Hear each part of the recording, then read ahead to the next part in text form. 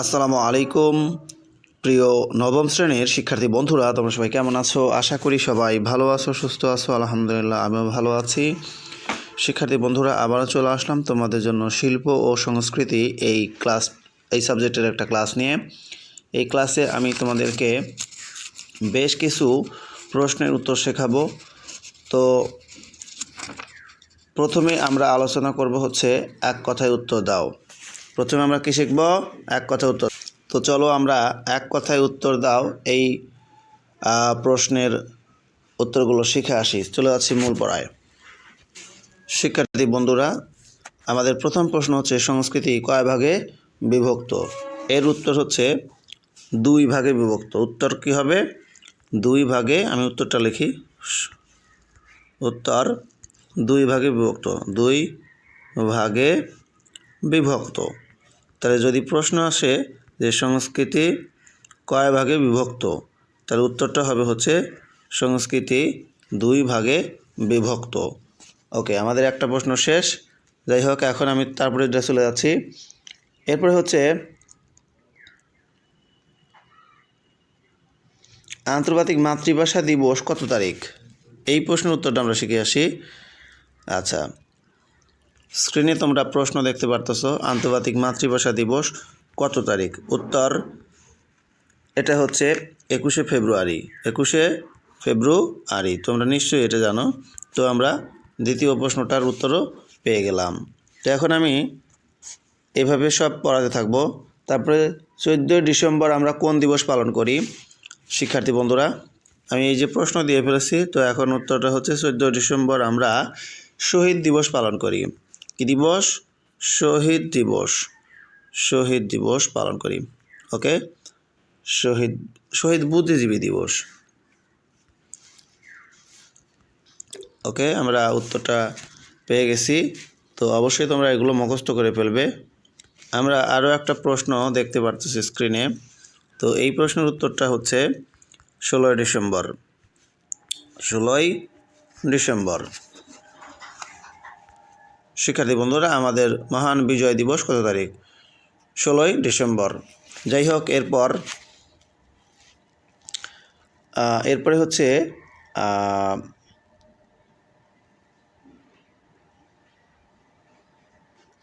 যেসব বিষয় আমাদের চিন্তাশীল জীবনযাপনের অংশ কিন্তু বস্তুগত গুণ নেই, সেসব বিষয় কোন সংস্কৃতির অন্তর্গত? এটা হচ্ছে অবস্তুগত। অবস্তুগত, এই যেটা অবস্তুগত সংস্কৃতি। অবস্তুগত সংস্কৃতি। শিক্ষার্থী বন্ধুরা, যেসব কি বলে বিষয় আমাদের চিন্তাশীল জীবনযাপনের অংশ কিন্তু বস্তুগত কোনো গুণ নেই, মানে তাকে সরাসরি দেখা যায় না, এটা হলো অবস্তুগত। আর যেসব মানুষের দৈনন্দিন জীবনযাপনের জন্য ব্যবহৃত সকল বস্তুগত উপাদান নিয়ে কোন সংস্কৃতি গড়ে ওঠে? এটা হচ্ছে বস্তুগত সংস্কৃতি। তাহলে এই যে এটার বিপরীতে চলে যাবে। বস্তুগত সংস্কৃতি হচ্ছে কি? এটা হচ্ছে সকল বস্তুগত উপাদান। আর এটা হলো ওই যে আর একটা বললাম অবস্তুগত, ওটা শুধু চিন্তার মধ্যে থাকবো, কিন্তু বাস্তবে এর কোনো কি নেই, এর কোনো প্রকাশ নেই। ঘর বাড়ি, পোশাক, আসবাবপত্র কোন সংস্কৃতির উপাদান? এটাও সেই বস্তুগত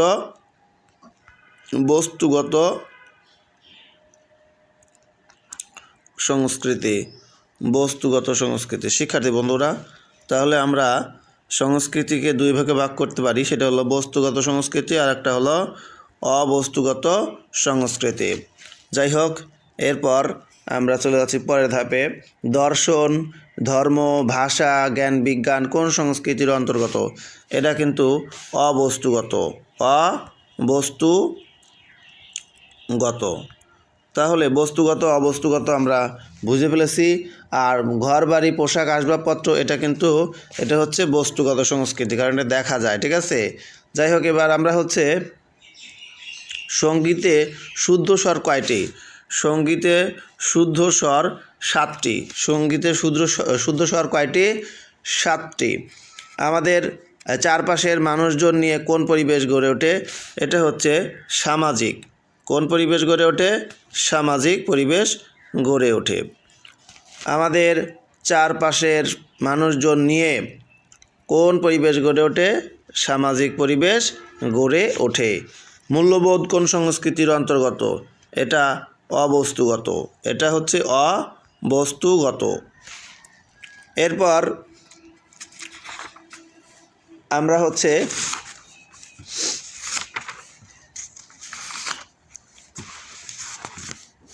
আরও প্রশ্ন পড়ার চেষ্টা করব। শিক্ষা আন্দোলন সংগঠিত কত সালে? শিক্ষা আন্দোলন সংগঠিত হয় 1962 সালে। শিক্ষা আন্দোলন সংগঠিত কত সালে? 1962 সালে। প্রশ্ন, 1947 সালে ভারতবর্ষ বিভক্ত হয়ে কোন দুটি রাষ্ট্রের জন্ম হয়? একটি হচ্ছে ভারত আর একটা হচ্ছে পাকিস্তান। ভারত ও পাকিস্তান। তাহলে ভারত ও পাকিস্তানের জন্ম হয় 1947 সালে দেশ বিভাগ হওয়ার পরে।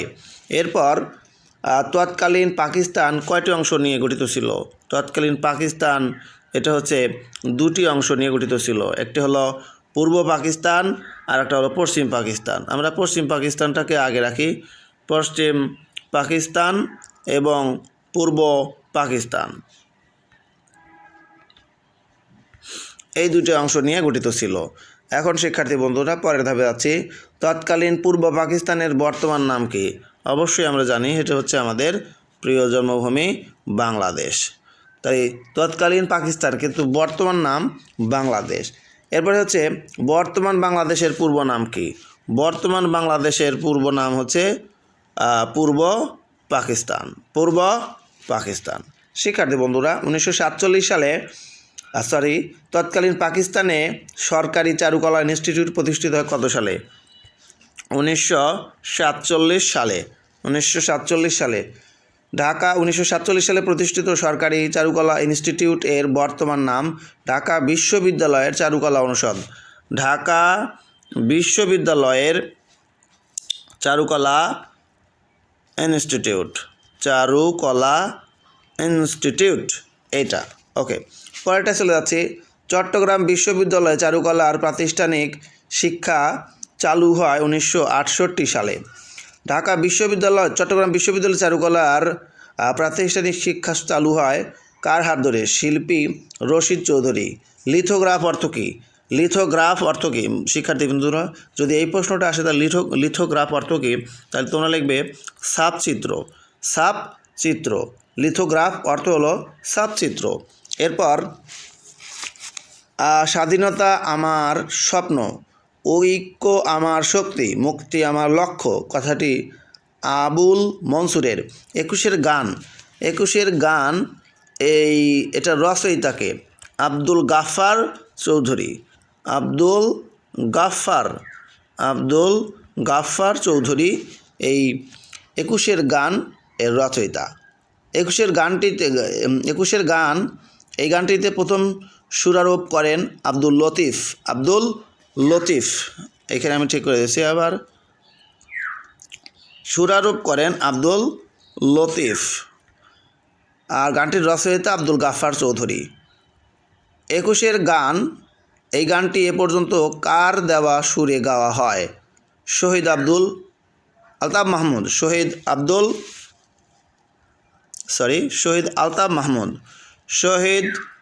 আলতাফ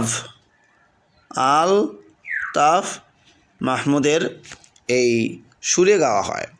রমনার বটমূলে বৈশাখ উদযাপন শুরু হয় কত সাল থেকে? এটা হচ্ছে 1967 সালের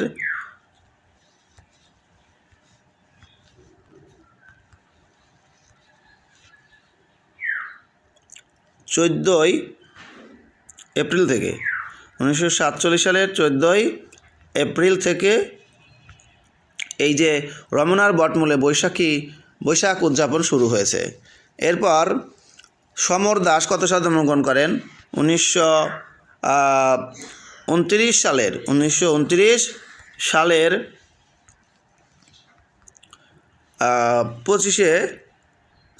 10 ডিসেম্বর। 1929 সালের 10ই ডিসেম্বর। শিক্ষার্থী বন্ধুদের সমর দাসের জন্ম 1929 সালের 10 ডিসেম্বর। কাঁদো বাঙালি কাঁদো সঙ্গীতানুষ্ঠানের প্রধান আয়োজক কে? সমর দাস। সমর দাসের মৃত্যু এক সালের 25শে ডিসেম্বর 25শে সেপ্টেম্বর 25শে সেপ্টেম্বর। তাহলে সমর দাসের মৃত্যু 2001 সালের 25শে ডিসেম্বর। এখন জর্জ হ্যারিসন কোন সঙ্গীত দলের সদস্য ছিলেন? বিটলস। এই তো। এরপর বিটলস কোন দেশের সঙ্গীত দল? আমেরিকার। জর্জ হ্যারিসনের নিকট কে বাংলাদেশের মুক্তিযুদ্ধের বিষয়টি তুলে ধরেন? পণ্ডিত রবিশঙ্কর।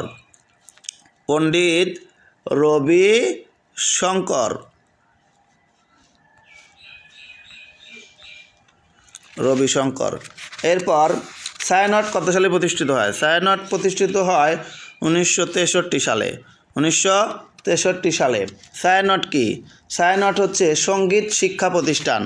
সঙ্গীত শিক্ষা প্রতিষ্ঠান।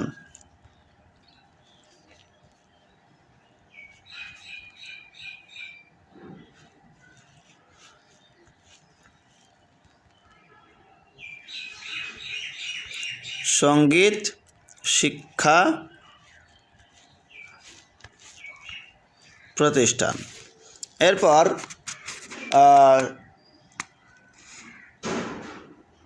প্রশ্ন, সেপ্টেম্বর অন যশোর রোড বইটি কার লেখা? Allen Ginsberg.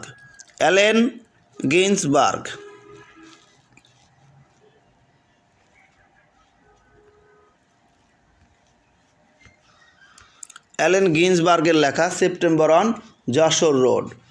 এরপরে দ্য কনসার্ট ফর বাংলাদেশ আয়োজন করা হয় কত তারিখ? 1971 সালের 1 ডিসেম্বর।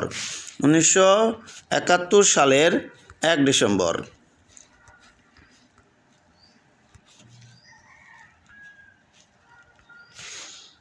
এরপর শিক্ষার্থী বন্ধুরা, 1971 সালের 1 আগস্ট। 1971 সালের 1 আগস্ট।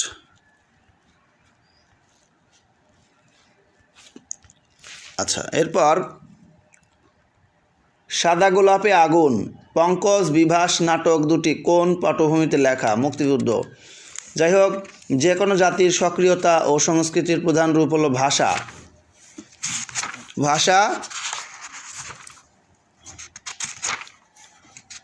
প্রিয় শিক্ষার্থী বন্ধুরা, আমি এমসিকিউ এর একদম শেষ ধাপে আছি। এখন তোমাদেরকে আমি কিছু সংক্ষিপ্ত প্রশ্নের উত্তর শেখানোর চেষ্টা করব। তবে সংক্ষিপ্ত প্রশ্নটা আমি একটু এখন সংক্ষিপ্ত প্রশ্নটা আবার আর একটা ভিডিওতে দিচ্ছি। তো সবাইকে অনেক ধন্যবাদ এই ক্লাসটি করার জন্য। ক্লাসটি তোমাদের ভালো লাগলে অবশ্যই একটা লাইক দিয়ে দিবে, পারলে বন্ধুদের মাঝে শেয়ার করবে। তো প্রত্যেকে ভালো থাকো, সুস্থ থাকো। আল্লাহ হাফেজ।